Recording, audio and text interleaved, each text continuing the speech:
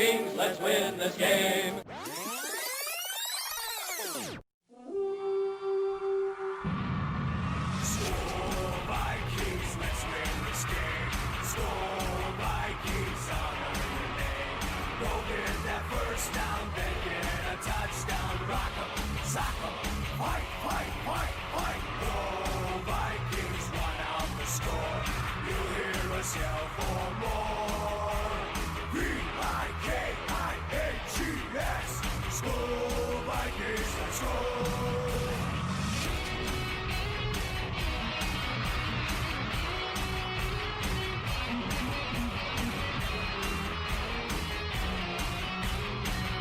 Viking Nation, prepare to enter Valhalla with the most entertaining podcast of the Minnesota Vikings.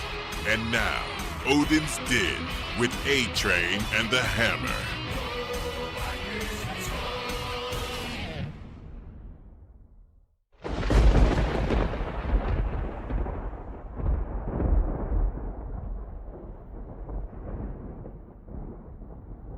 Hello, this is Thor, and you're listening to Odin's Den, my father's favorite podcast. Convenient?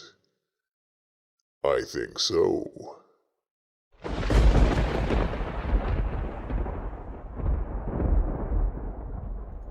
Storming outside, Hammer. Welcome back to Odin's Den, a Minnesota Vikings pod fart.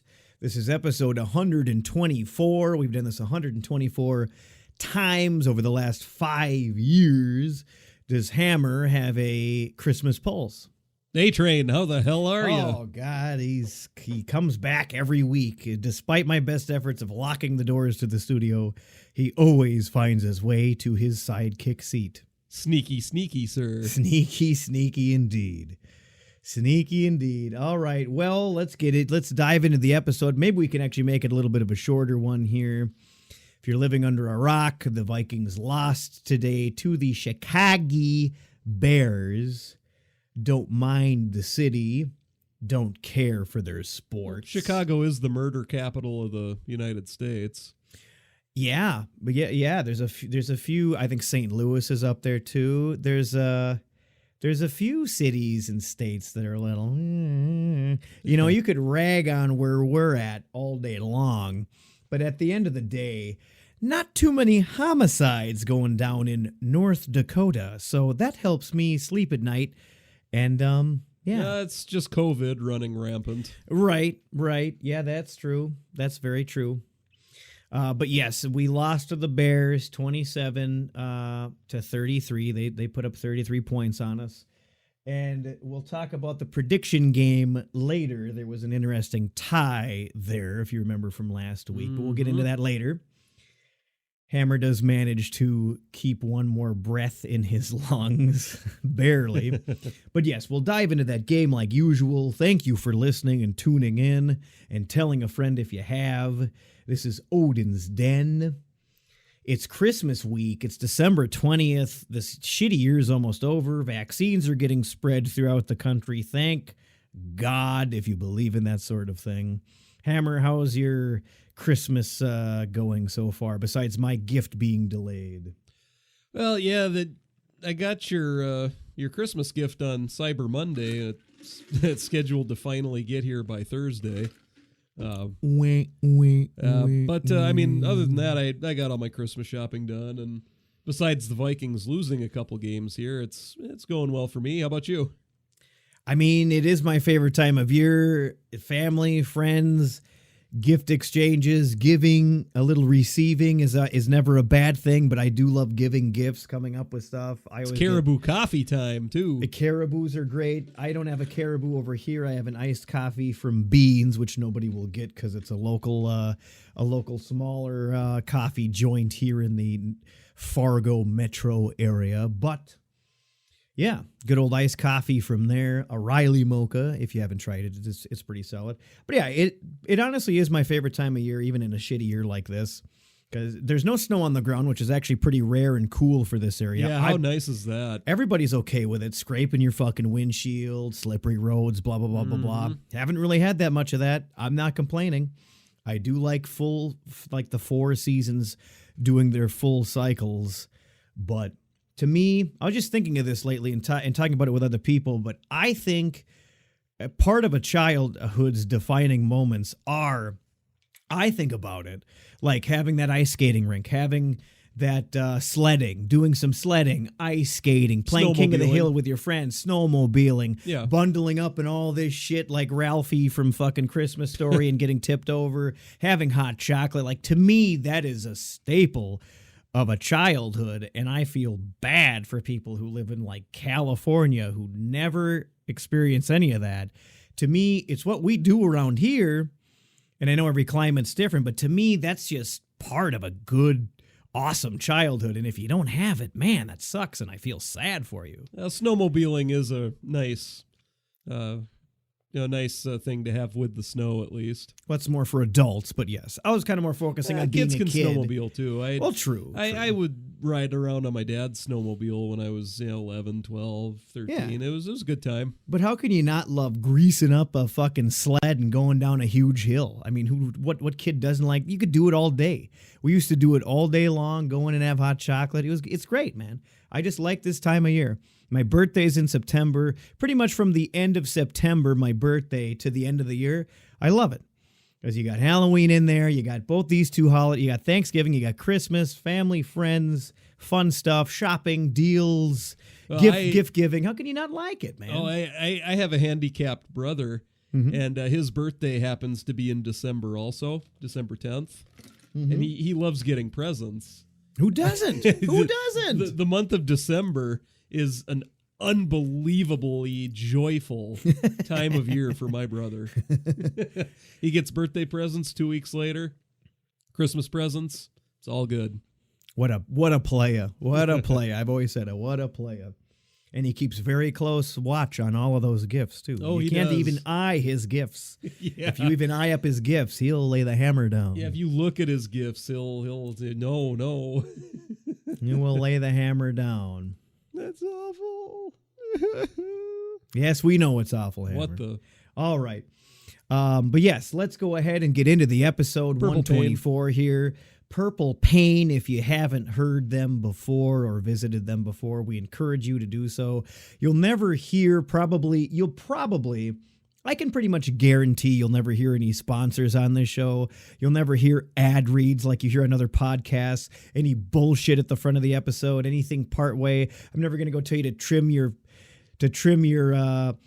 genitals with Manscaped or to wear MeUndies underwear or anything like that.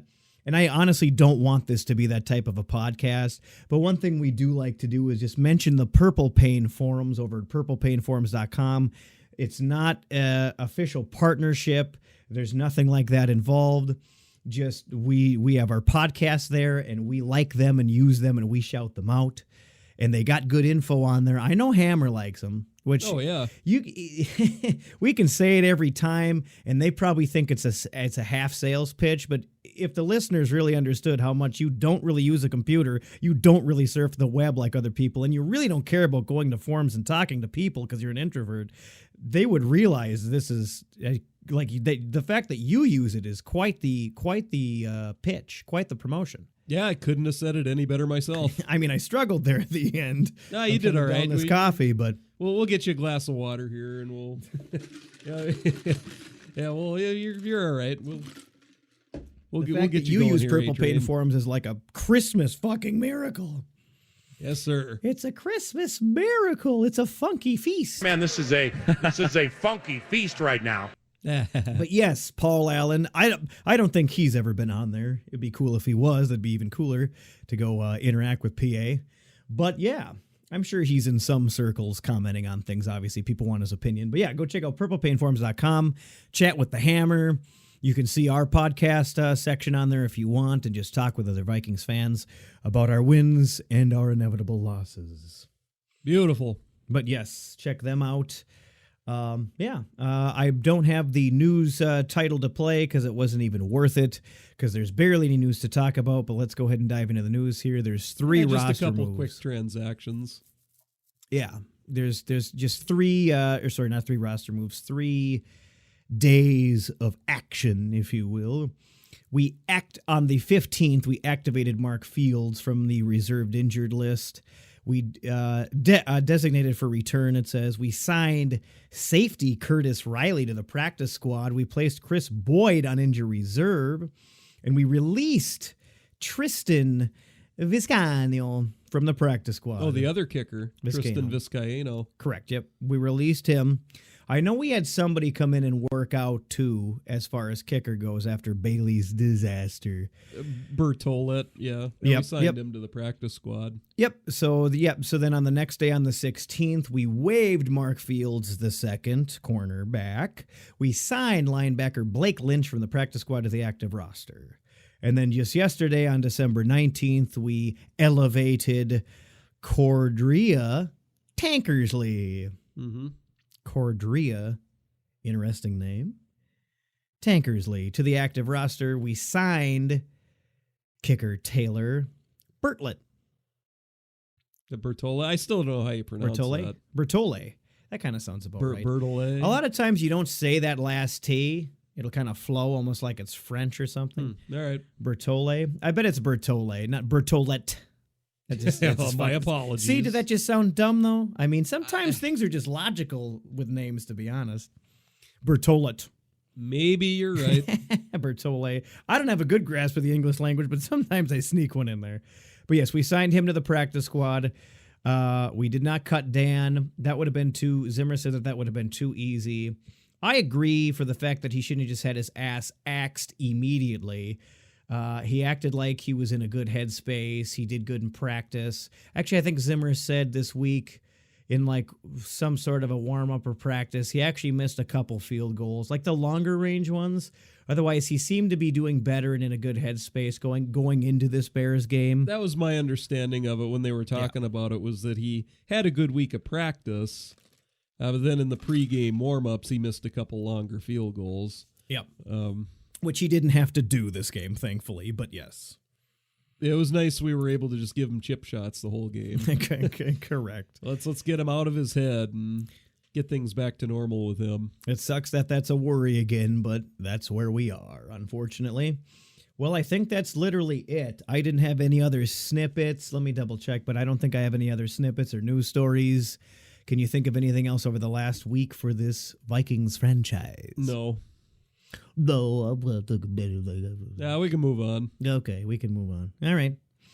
That's fine. There's already enough shit floating around anyway. There's a little poop on this fucking shoe. All right, well, let's get into this Bears game then, which can literally be summed up.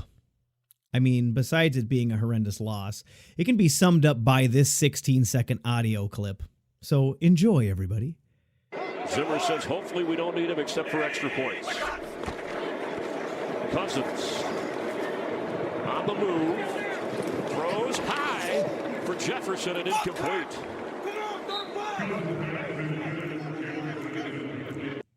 I believe that was live on the broadcast, but if you listen there, Jefferson goes, "Fuck Kirk, come on, throw the damn ball," or something like that.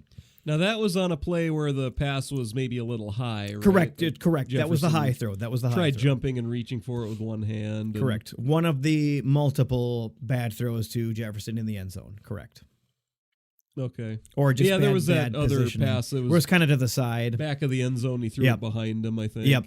Well, there was a catch or two where Jefferson had it where it was thrown behind him, but he caught it. So. Right. That's true. Yeah, this is a little bit of an off day for Cousins. That's true. And honestly, I don't even want to be negative on this podcast. We try not to be, but it gets this episode. hard. Well, you're a lot more positive than me. I can be a lot more opinionated or be quick to be like, I've been up and down on Kirk so much for how good his stats are. Like even over the last 6 seasons and stuff. It's just, I don't know, man. I mean, like every game, it's just hard to ignore he's got a shitty O-line still, but it's just hard to ignore the the times where he should have ran. I think in this game he had a time where he should have ran and he didn't. Yeah, there was and- a 3rd and 4 where he had a wide open, right up the middle, just run for the first down, but he held the ball in the pocket and got sacked. It's like, I don't know what's wrong or what's missing with him, but something's just never going to be there with him, I don't think. Well, he is what he is at this point, I think. Right. Uh, He's far enough into his career that it's like, I don't think you're going to get him to change a whole lot at this point. So you kind of see, what you see is what you get, as the old adage says. I saw a clip on YouTube, I think it was Colin Cowherd, that was talking about the Vikings, and he said, I agreed with everything he said, by the way, but he said the Vikings, we have a roster that can win a title. Like, we're ready to win a title. We have a really good team, strong roster, but we're never going to win a Super Bowl until we get away from Kirk Cousins. Because every year in the playoffs, it's just going to be a better quarterback that beats us. I mean, the way he laid out his argument, and it's true. I have to agree with that 100%. Kirk Cousins he can't win a Super Bowl, in my opinion. When those important games are on the line, that better quarterback will usually, you know how your time of possession usually pulls through the victory? Well, guess what? The better quarterback will usually pull off the win. The better defense can help pull off the win, Yeah. The better wide receiver core is going to help pull off the win. Well, then you get sketchy, but for sure, they work together. It's kind of a hand-in-hand sort of thing. But But you can look at that quarterback. You can look at the coaching as a very big component. The better coaching will lead to a win. The better quarterback will power through and help you lead to a win. And you can even look at a defense as a whole. They've said for a long time defense wins championships. Look at those Ravens teams, but yeah, the Seahawks with the Legion of Boom, they won one also.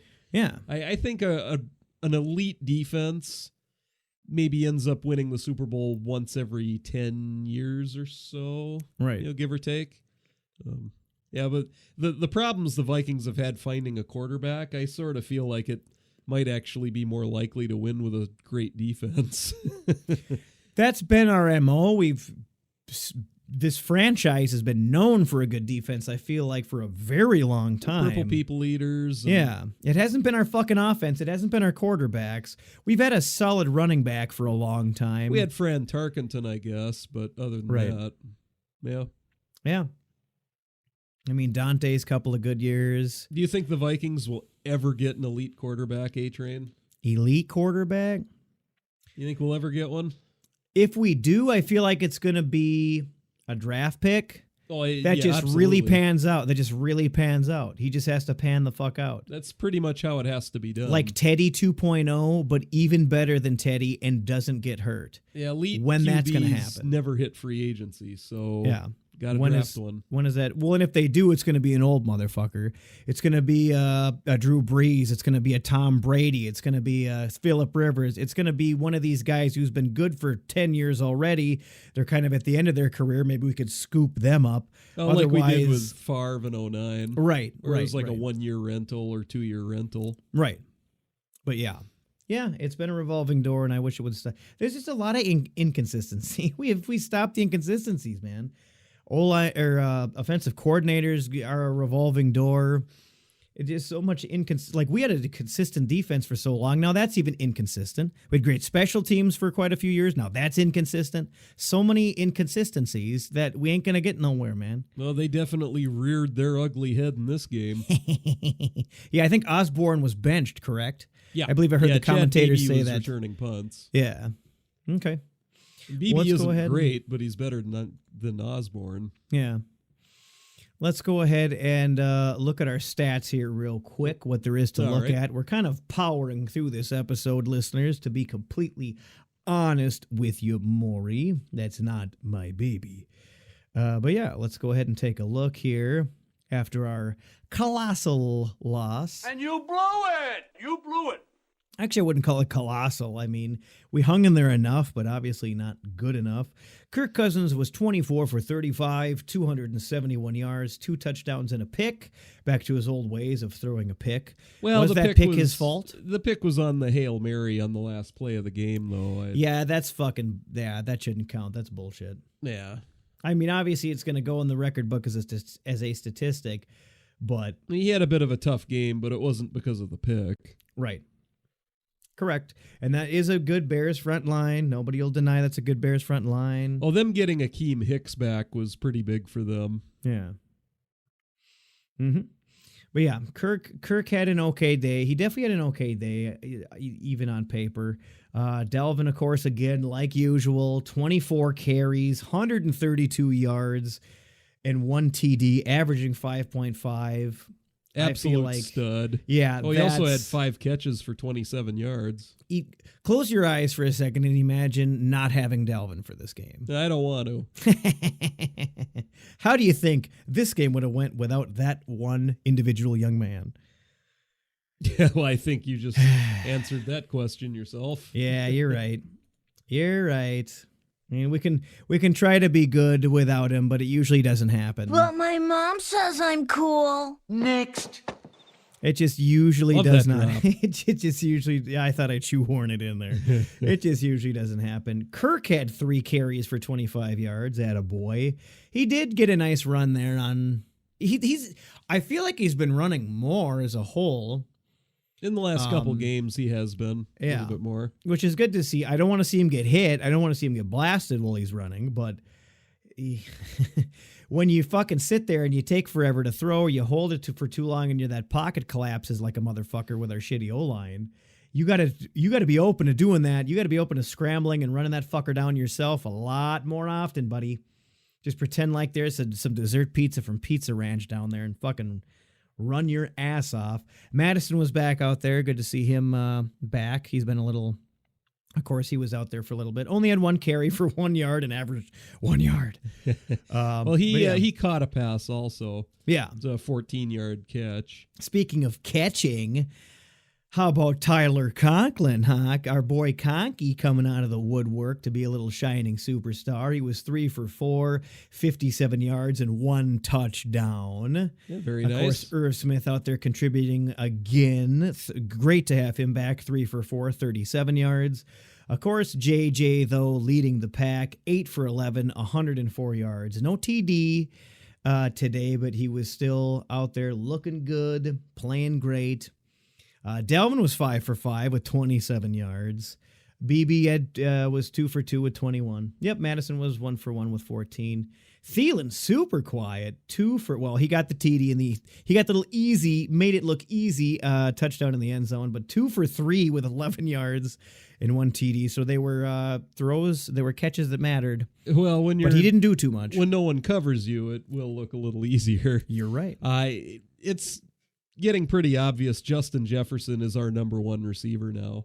I think Jefferson he has got been 11 since he's targets been on the today, team. and Thielen got 3. I mean, yeah. I think Jefferson's our number 1 receiver now, and Thielen's our 2. Well, don't you still think, though, that Thielen's, like, every team kind of schemes for Thielen as, like, one of our primary threats?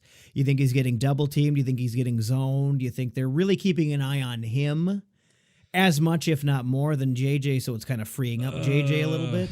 Well, that's hard to say. People still got to see him as a colossal threat. I guess that's a question I'd probably have to try to watch some All-22 film. Mm-hmm. I guess you might have a point there. I'm not sure. That's hard to say for me right now. So I have to give you a non-answer and just say I don't know. Wow, that's so great. Thanks so much for that non-answer. That's something I'd have to set aside like 6 hours, 8 hours, whatever, get some All-22 game film from the last 4 games or so and just be running through each and every offensive play. Wow. You should do that. Yeah, I don't have the time for that. Do it when you're in those hotel rooms when you're out of town. Oh, for work? Instead of just eating Subway and pulling your pud, you could be going over game film, Hammer. You. Kirk Cousins had a fumble. He didn't lose it, but he did have a fumble. For all those good stats, there's still about 4 times in every game where he just makes me cringe. But like I said, want to stay positive on this episode. Trying to be not hyper opinionated with the emotional point of view, but just we got to hold our heads high, even though it ain't looking too hot. But any other words on the offense? Offensive line struggled today. Dakota Dozier Shocking. looked terrible as he does. Shocking. We were facing a really good D-line, though. Would have been nice to see him hold up a little bit better in pass protection. Yeah, our run blocking with the O-line is better than our pass blocking. Yeah. There were a few plays where our O-line had our way with them, and Dalvin just had a ton of room right up the middle. So, there were other plays, obviously, where it went the other way, but considering the defensive front we were facing, our O-line did pretty well with run blocking. They got to figure out how to pass block. We were kind of gashing them most of the game. Well, maybe not the end, but we were gashing them and they were gashing us. I mean, Montgomery would put up 146 yards on us, but we put up 132, which is With Delvin on them. So yeah, they did a little bit better on us, but we both kind of gashed each other in the our run game. D-line didn't look good today. No, it did not. And our D-line wasn't exactly facing an elite offensive line with the Bears, so... Yeah, I think the commentator said something about they had 6 different combinations in the this was the first time that he kept what's his name, Nagy, kept the same combination Sounds for like about the right. second game in a row. They had 6 different combinations. Like, what are the Vikings O-line over there? I think We they've used to been do moving that. Cody Whitehair around a little bit and Yeah. a couple other things. They've been making some changes to their O-line. Yep. In all too familiar scenario for us Vikings fans. Revolving door of garbage. Oh, no, that was negative. No, kind of positive, Adrian. Positive. Damn it. All right. You okay over there? Yeah, I'm great. All right. Any other final words about the offense then? The play calling was pretty spotty throughout this game because there were a couple times I liked the play calling. We play actioned and threw it on first down here and there in this game that I liked.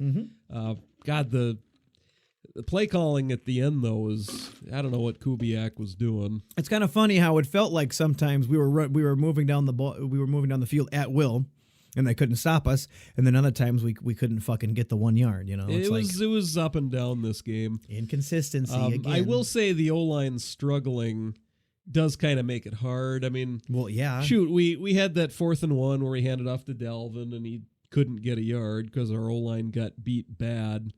So then later in the game, like fourth quarter, it's 4th and 1. We go for it, and we have to play action pass it. And then everyone says, why didn't you just run it there? And, well, because they tried that, and that wasn't going to work either. Right. So, I mean, a bad O-line will make a play caller look bad sometimes. But there were times that genuinely I also thought the play calling just wasn't good. So, a bit of a hand-in-hand sort of thing again. It'll be an interesting turd of the week when we dish it out. But before we do that, a lot of different possibilities there. Let's just touch on the defense then. Okay. Dantzler had an interception and a pass deflected. Harry and Todd Davis were out there looking all right. Dantzler was looking good. You said Chris Boyd is the worst tackler in the NFL. Chris Jones was the worst tackler in the NFL. He has to. I can't think of anyone that's worse at tackling than Chris Jones. Maybe 20 years ago, Deion Sanders. Whoa. Well, you leave Showtime alone, bud. Well, Deion Sanders, he was pretty time, notorious for not really wanting to, be physical and make a tackle. It was kind of funny when Jones tried to push that guy out of bounds, but he didn't really go. That was fantastically hilarious. Well, Chris Jones missed a few tackles today. Hey, that young man's got to learn how to tackle. But Todd Davis got a sack and a tackle for loss. Like you said, had a kind of I think he had a pass up defended too, didn't he? Yes, he did. He had up. Yes, he did. Yeah, Todd Davis looked a little better this week than he has. Yeah, no doubt. Dantzler is clearly our best defender right now. Yeah, didn't you say that he's getting some good PFF grades over the last few weeks? Yeah, I thought I saw that he was like the number 1 rated corner on PFF for the last, 6 weeks or something like that? That is very interesting. I hadn't seen that, but that is very, very interesting. Now, Dantzler is going to be a stud. He's already a good corner. He's going to be a stud. Right. And that makes me feel really good because not only is that improving our corner position, which started to get a little shaky and to get a little thin at bodies, and who knows how Mike Hughes is going to end up turning out, but that just makes me feel really good. We needed a road shutdown replacement. to even just have one superstar at the position is super fucking helpful. And we can kind of try to build around that and improve around that. But I remember a couple episodes before the draft this year, I remember saying, I hope, Dantzler's 40 times scares other teams away so that we can maybe get him in the second or third round. Mm-hmm. We got him in the third. I wasn't sure why people seemed so worried about the 40 time. I mean, just you watch him play in college, it never showed. Mm-hmm. And it's not really showing in the NFL either. Right. Gladney, though, now not so much, right? Well, he has potential. Right. Definitely. He got beat by Allen Robinson on a deep route today once. Who is a very good wide receiver, you have to admit. Yeah. I mean, Gladney, veteran. we needed to put Dantzler on Robinson, but right. Yeah, Gladney is really good at tackling. Gladney is like the anti-Chris Jones when it comes to defending the run game well. Right. The pass coverage with Gladney, it's been a little up and down this year, which is expected because he's a rookie. Mm-hmm. He does have a lot of potential, though. I mean, Gladney, he has potential to be a good corner. Mm-hmm. Yeah, I'm feeling a lot better about the corner position overall. I'd say Safety, Dantzler has more potential, but they both have potential. Safety, I'm starting to worry, and I didn't want that to be the case, but I feel like I'm starting to worry because Harry ain't going to be around forever. He's getting older. Well, he's already been with us for a long time. Ant-Man, I thought, was going to be the safety, the Harry of the future and take his spot and be a great safety for the future. But now who knows how long he's going to be around, and he hasn't been doing as good this year as he did last year. So now to me, safety is just a big fucking question mark for the next 3 years. It's going to be, we need to find replacements long-term at the safety spot for sure. We only have Harrison Smith for one more year after this year under contract just for next year. And Ant-Man, he might end up leaving. I wonder if they're going to franchise tag Ant-Man again this offseason. Yeah. Just keep him for one more year and then draft 2 safeties and right. Groom him for a year. Right. I could see that happening. Not a bad plan. Not a bad plan. All right. Well, any other, comments on the defense as a whole, the defensive play calling? Well, the play calling, this is a game it's the opposite of last week because I thought Matt Nagy, play calling wise, was a step ahead of Zimmer most of this game today. Right. I mean, they were hitting us with play action when we weren't expecting it. They hit us with an end around with Darnell Mooney again. That end around gets us every game, it seems like. I mean, I guess there's still a little bit of that. If the D-line can't get pressure, it can make the defensive play caller look bad and everything. There's a little of that too. But play calling on both sides of the ball today, not impressive. Yeah, we went to Soldier Field and just outplayed them, outcoached them. Yeah, well, and they had Nick Foles for that. Yeah, game. you're right. You're right. And Trubisky is playing better now than Foles was then. And he's kind of not. They're kind of like focusing on the run and not having him throw as much, but what he's doing, he's being more efficient, it kind of seems like. Yeah. Yeah. For Trubisky. Yeah. Yeah. Oh, make no mistake. Mitch Trubisky is not a good QB. He's not that good. But they've kind of coached him up right now to where just kind of be a field manager. He's getting a little more serviceable. Yeah. And I mean, he's gotten to face some bad defenses the last couple of weeks. So he has a couple games where he's looked pretty good now.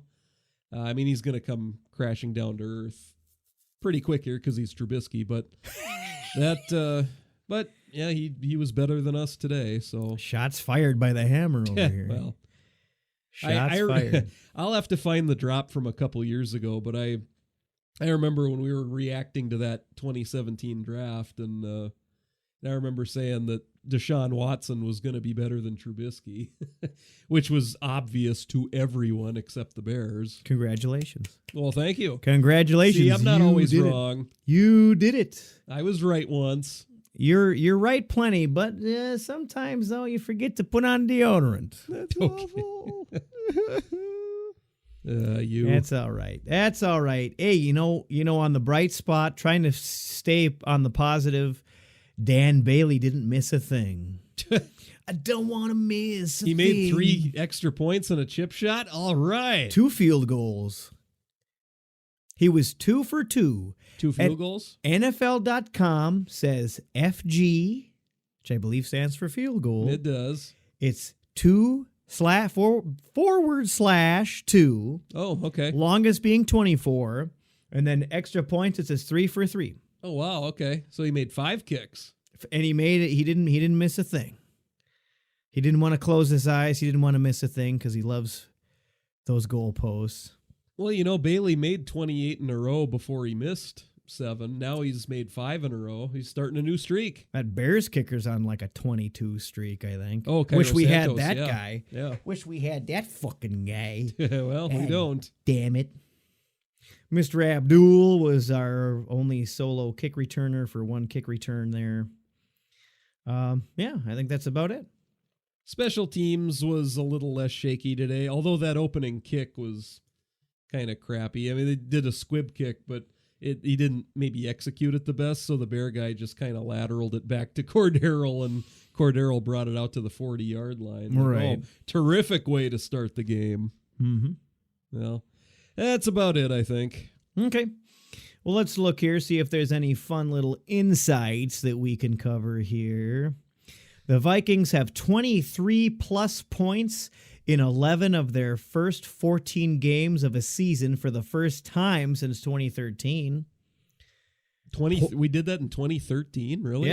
Yeah. Haven't done it since. Oh, well, I guess Haven't our done it defense since. was historically bad that year. Historically bad. Oh, in 2013? Yeah. Leslie Frazier's last year? Yeah, our Yeah. defense was awful. That's So the we're just big reason relying why on we our hired offense? Zimmer, was because our D was so bad. Yeah. Justin Jefferson has surpassed Hall of Famer Randy Moss for the most receptions by a rookie in Vikings history. Hey, congratulations, Justin Jefferson. Randy was 69 in 1998. And Jefferson He did has, 69. 70 now? It doesn't say. Oh, okay. But he just passed. So yeah, it's got to be 70 then, yeah. Passed I'm him assuming during passed this by game. 1. Yeah. And the season ain't even over yet. Can you believe that shit? Well, congratulations, Believe sir. this fucking kid? Oh my God! See, having Dalvin, having JJ, still having Thielen.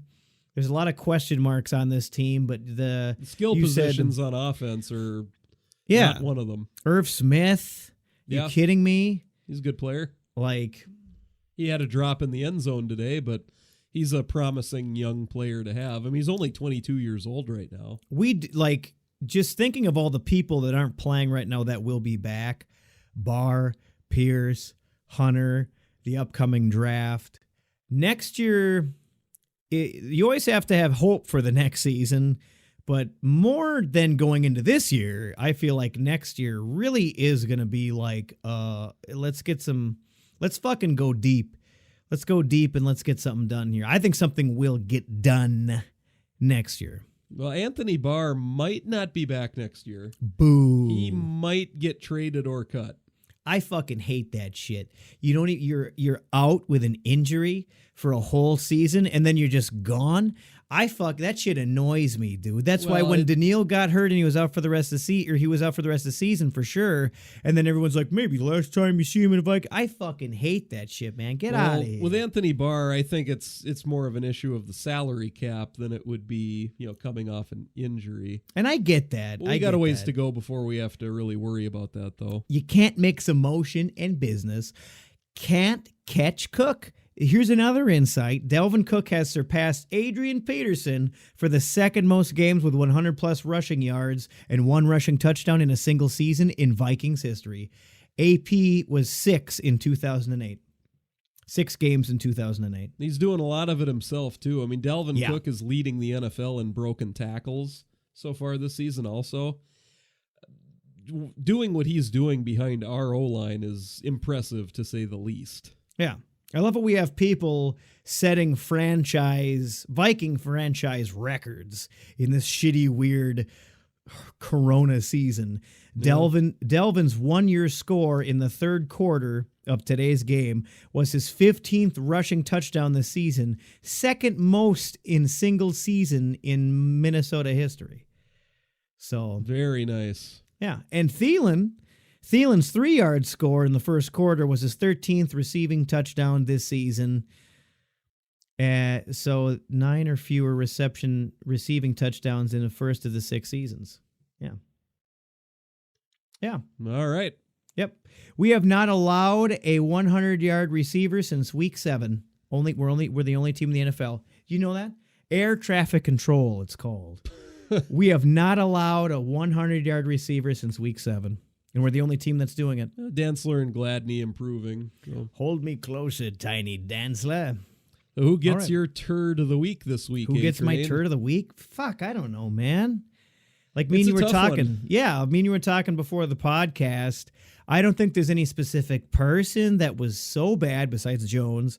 Chris that was, Jones had a really bad game. But it's dumb to give it to him, but I mean, I the feel like it's D-line- got to go to a grouping. Like me and you were talking, maybe it's got to default to Zimmer because he's the captain of this whole fucking show that pooped its diaper today. I mean, you know what? I'm going to give mine to Zimmer. whoa. Screw you, Hammer. Okay, who gets your turd of the week? Mike Zimmer. Okay. All right, we'll agree on it. You set me up on that one. Mike Zimmer, he gets our turd of the week this week. Anytime there's this many issues during a game where you're getting outplayed At a in default. this many different facets of the game, I think it has to roll up to Zimmer. So Got to default to the coach. Yep, so Mike Zimmer gets our turd of the week this week for this game. Got to default to the coach, mother trucker. Yep, absolutely. And you blew it. You blew it. Oh, well, let's play it. Turd of the week. Your bag of flaming shit is in the mail, Zimmer. I'll send it right to the ranch. Your girlfriend can stomp it out. And you can say, don't put it out with your boots, Ted. Jeez. And then she'll say, don't tell me my business, Devil Zimmer. Oh, you do have an imagination, A-Train. I try.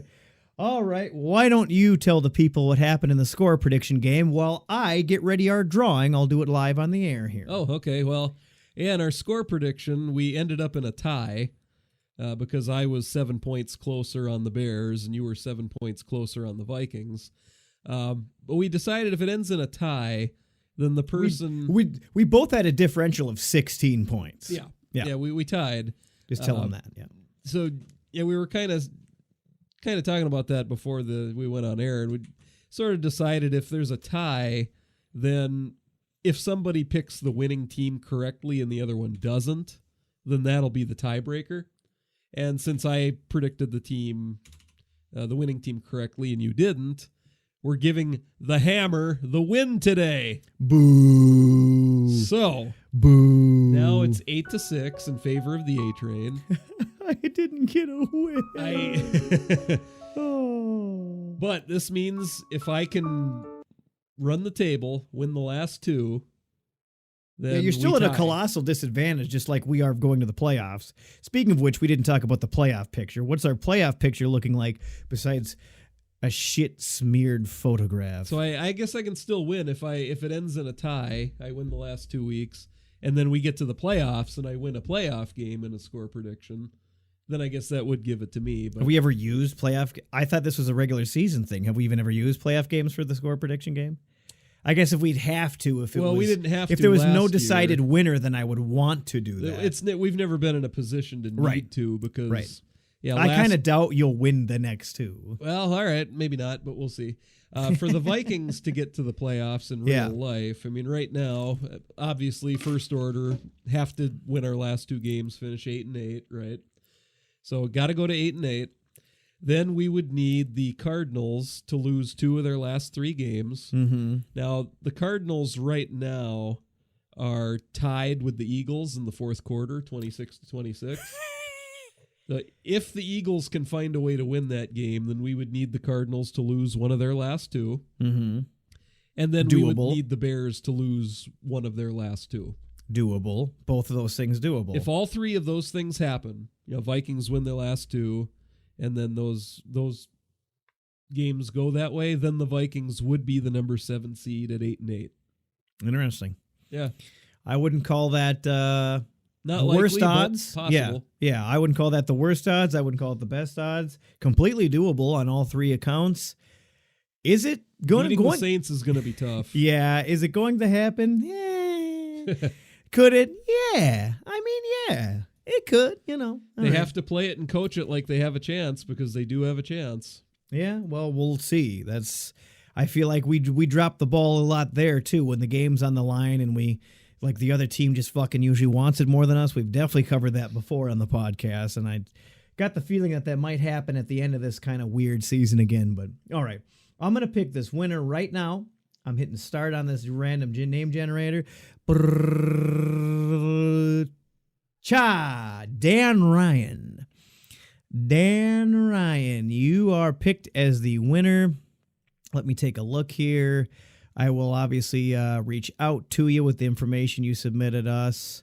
That was actually the gentleman who talked to us, I believe, from Australia.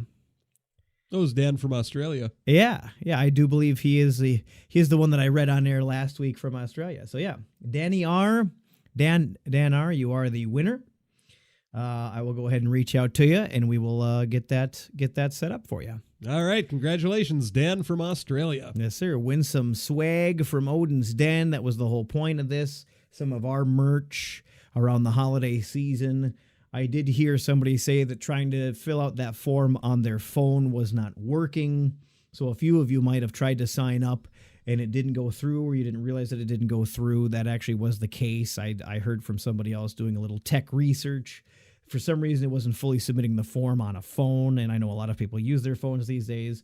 But just for future reference, Vikings Nation, if we ever do a giveaway like that again, sending you to that website, just go ahead and try to do it on a laptop, desktop, or even like a tablet or like a Chromebook, just something that's not a true mobile device like a phone, just as best you can, a regular old-fashioned computer. Just to comment on that, because I believe it is a issue that I don't honestly think I can necessarily do anything about. But yeah, just letting everybody know. But yes, that is the winner, Dan R. We'll go ahead and reach out to you. Prediction game. We'll have to look forward then to the future since you squeaked this one out by default. 3:30. Yeah, Christmas fucking day. When's the last time we played on Christmas Day? I believe 1989 against the Bengals. Yeehaw. We go to the Superdome, the Mercedes-Benz Superdome. I drove by there. The Superdome in New Orleans, 3:30 p.m. Central Standard Time on Fox, NFL Network, and Amazon. So that's kind of cool. I'll probably be watching this game, or maybe I'll be watching Wonder Woman on HBO Max. I don't know. I will be watching the Viking game. Thank you. It'll be weird to have it on a Friday. We can probably still do the podcast we could even do it on a Saturday. We can do it whenever we want. Yeah. We could. That's kind of the fun part about the game being on Friday, that then we got plenty of time. We could even put it up early if we want to. It just means there definitely won't be any scheduling conflicts for Correct. us. For me and you to meet at the same time to do this. Correct. All right. Well, let's go ahead and get to that. Your turn to pick the score first. I go this first. time. God damn it. What say you, A-Train? I'm going to say that, well, they're probably going to be able to score on us fairly well. I think this is going to kind of be a high scoring game. I think both teams' defenses are like adequate, but not like shut down. I haven't really paid attention to the Saints this year. Why the fuck would I? But I think it's going to be a semi shootout, maybe. We probably ain't going to be that great at stopping them, I'll tell you that. And they might struggle stopping us.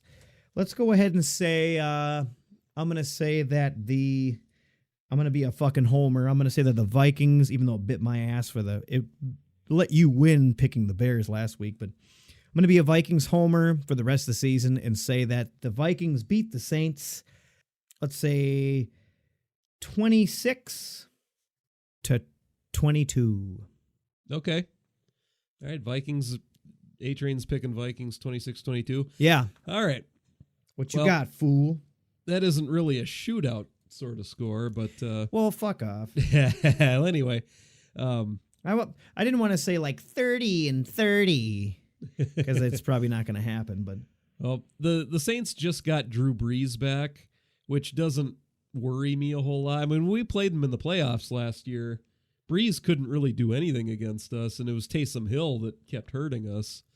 Drew Brees starting for them against us isn't the worst thing in the world. But I actually think the Saints defense is pretty good. Okay. I mean, this is such a revenge game for the Saints. It's hard for me to pick the Vikings to win this one. Right. I mean, I think this will be a little lower scoring, but I think the Saints will win it. I'm going to say the Saints beat the Vikings 20-17. Interesting. I like it. We're different enough. And I'll explain why I came to my score after saying a high shootout and then saying that score.